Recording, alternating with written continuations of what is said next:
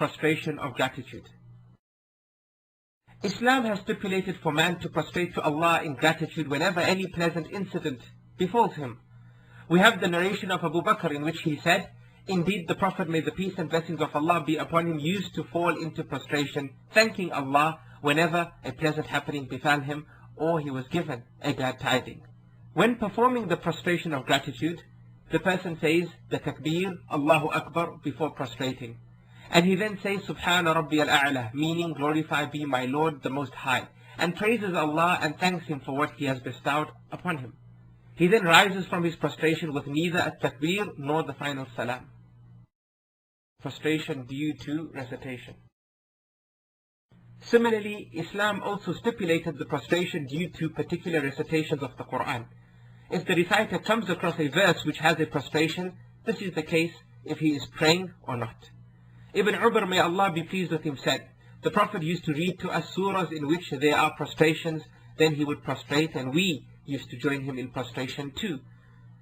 Before prostrating, the reciter or one who is listening to the Quran says the takbir, Allahu Akbar, then prostrates, saying, Subhana Rabbi al-A'la, meaning glorified be my Lord the Most High. He then supplicates, saying, سجد وجهي للذي خلقه وشق سمعه وبصره بحوله وقوته. The meaning of which is, my face is prostrated to He who created it, and due to His might and power gave it hearing and sight. He also says, Allahumma aktub li biha indaka ajra, wada' anni biha wizra, waj'alha li indaka dhukhra, wa taqabbal minni kama taqabbaltaha min abdika Dawood.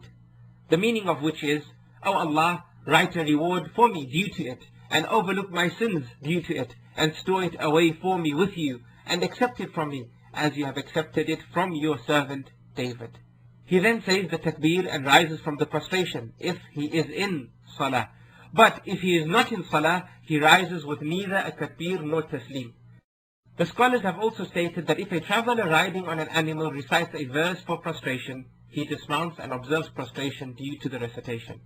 However, if this is difficult for him, he bows his head low, observing the prostration. They also said that if a reciter repeats a verse of prostration several times, it is sufficient for him to observe prostration just once. They also consider that if a reciter does not prostrate, the listener should not prostrate either. This is because he, meaning the reciter, is the one being imitated and whose recitation is being listened to. Similarly, the one who hears the recitation, but without intending to listen, like a passerby, or one who is occupied with other things, for instance, does not partake in the prostration. This is because he is not following the recitation of the reciter, so it is not required for him to prostrate. Also, the scholars have stated that there is no sin in making any prostration due to recitation during the times when the prayer is forbidden.